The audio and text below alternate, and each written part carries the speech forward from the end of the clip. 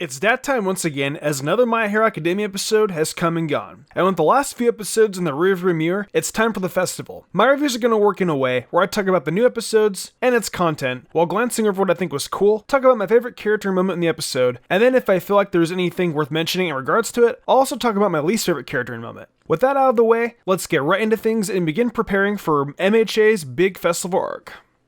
The episode opens up in the most odd way possible, and yet still finding a way to be pretty hilarious. Mina commands the attention of her classmates for a moment, and while being cheered on by Toru and Sero, starts to break dance uncontrollably. Her impressive showing draws the approval of her classmates, though Mineta is pretty disappointed in her for wearing something underneath her shirt. Leave it to the class pervert to get upset over something so trivial, though Toru gives me a hard time for even making the comment. Deku, being the kind of person he is, deduces that Mina's dancing ability must be what makes her so good in battle, since she seems to use her whole body in her movements. Mina ends up offering to show Deku how to dance, and he abruptly agrees, and she starts showing him how to do the two-step. This goes disastrously, however, as Deku and Aoyama attempt to follow her instructions and end up moving like robots that are in dire need for some WD-40.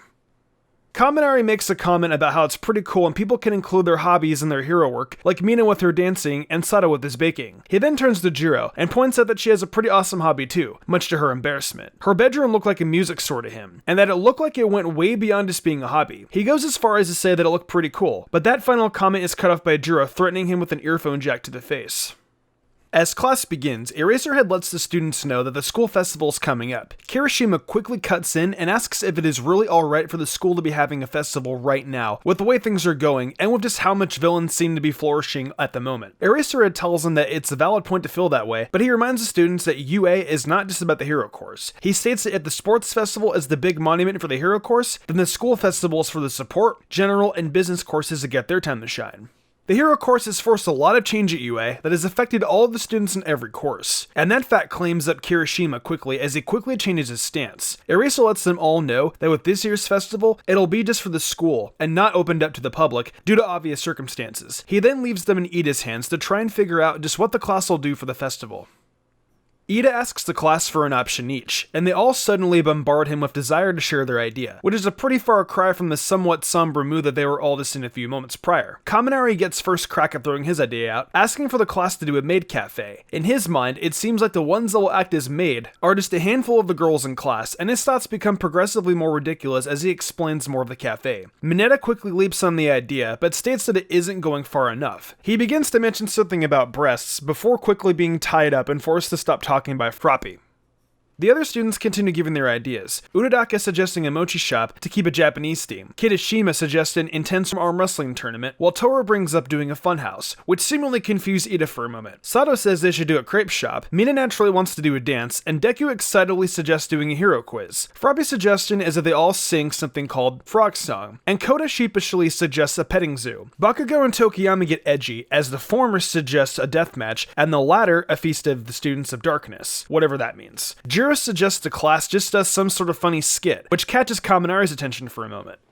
To the surprise of no one, the class doesn't seem to be able to agree on one thing, and homeroom seems to end without any activity officially chosen. Eraserhead starts to head out of a class before the students, and warns them that if they don't come up with something by tomorrow, he will just make them do a live lecture for their event. Later that night, most of the students, sans the ones who we followed on internships earlier in the season and Bakugo, are attempting to narrow things down to one final event. Ida reminds everyone of the stress they've caused the school, and says that's all the reason they need to do something that will offer from stress relief for a few days. He quickly eliminates all food options, as he doesn't believe they could possibly create better food than the cafeteria at UA. They narrow things down to the maid cafe, funhouse, and petting zoo, but due to sanitary concerns, trying to do the petting zoo seems unlikely to work out. Once again, Jiro suggests they just do some funny skit, but Seto comments that just watching amateurs perform can be pretty stressful itself. Mina mentions that it would be fun if everyone just danced together, and much to her surprise, Todoroki agrees. He walks over to a laptop and pulls up a video of a concert, and finally the idea hits to have a live band performing music for everyone to dance.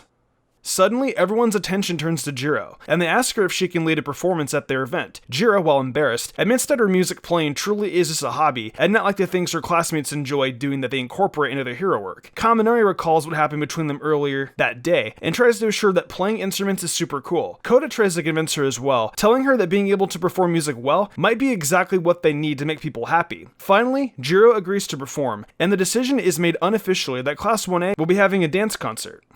In the second half of the episode, we join Deku and Togata as they go to visit Eri in the hospital. It seems that regardless of how much we move forward, with lighthearted comedy and fun times, there's always a reminder of the serious moments that came in the first half of the season. As it turns out, Eri specifically asked to see Deku and Togata, and it was the first request she made to anyone. It seems right now it is safe for her to be around people that could remind her of what happened since the horn has shrunk so much that she doesn't have much power left to lose control of.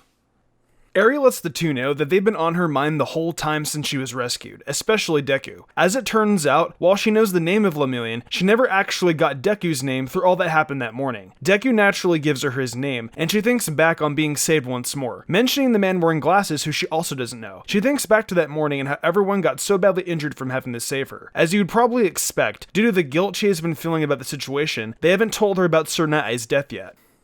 Eri starts to tear up as she apologizes to Togata, taking full responsibility for him losing his quirk. However, almost immediately, Togata pats her on the head and lets her know that nobody feels like they suffer because of her, and instead they're all thinking about how glad they are that she is okay. Everyone fought so hard because all they wanted to see was Eri's smile, and hearing that caused Eri to try very hard to smile for the two. However, regardless of how much she tries, she just isn't able to do so. It seems that, in her mind, the thought of the things Overhaul told her haven't left yet. There is still some saving that has to be done for this girl, and it will take time. An idea pops in the Deku's head, and he swiftly turns to Eraserhead and asks if it will be possible for Eri to leave the hospital for a day so that she can come to the school festival and have some fun. Eraserhead says he will check with Principal Nezu, and if he okays it, then she can be allowed to go. Togata says he'll stay with her the whole time if she can go, and the plans seem to take shape from there. From there, we cut over to a scene with the police as they're checking out a recently uploaded YouTube video, which just so happens to be a Mystic Sage one. I can't believe they're watching the review for the last episode of My Hero. I'm kidding, of course. Rather, they're watching a video uploaded by some guy that shows him robbing a convenience store at knife point. After the man makes some odd demands of how the money should be left in the briefcase, he looks like he is all ready to go as two heroes show up to try and stop them. It doesn't look like this criminal is all that deterred, but once a few more heroes show up, he suddenly tells the person holding the camera, whom he refers to as La Brava, to cut out what is about to happen. As the camera feed comes back, the man known as Gentle Criminal is seen walking away from the store with heroes scattered all over the ground. The store behind him is moving in some weirdly cartoonish way as well, and I'm not really sure what's going on there. La Brava reminds Gentle Criminal that he has left the money behind, but it seems like that was on purpose. He left the money behind as some sort of appearance fee. Gentle Criminal says that money isn't his goal, and that rather he wants his name to go down in history. And what I can only assume is an edit. Gentle Criminal signs off while walking into some smoke in Rocky Mountains, letting everyone know that he'll see him in the next video. As the video ends, a detective comments that their videos are becoming more elaborate. The police chief, Dog, wonders if Gentle Criminal is just messing around or if he's actually a serious threat that should be worried about. It just seems like nobody really knows for sure. As the episode draws to a close, a shot of Gentle Criminal and La Brava standing on top of a skyscraper looking over the city is shown. La Brava comments that their videos aren't getting too many views, even though their last video was so good. Gentle Criminal doesn't seem to mind, and instead decides that he must be doing something bigger than what he has. He is searching for a scheme that is bigger than anything he's done before, and it seems to be implied that perhaps it could involve the school festival.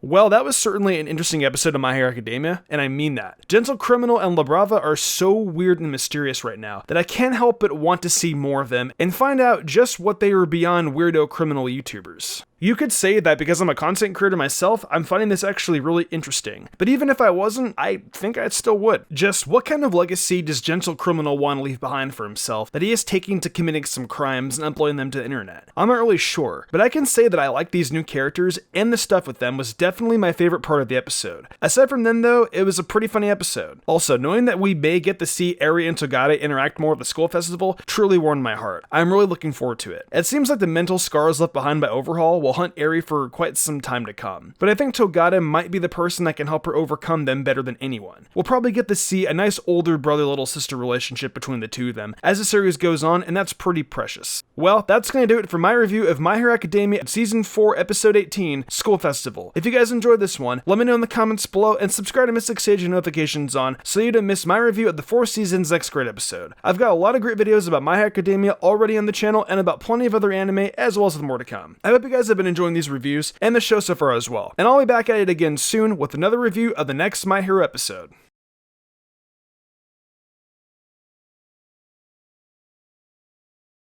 So, それが私、ジェントルクリミナルさ。それではリスナー諸君、また次の動画でごきげんよう。Gentle Bill. See you next time. だんだんと凝ってきてます。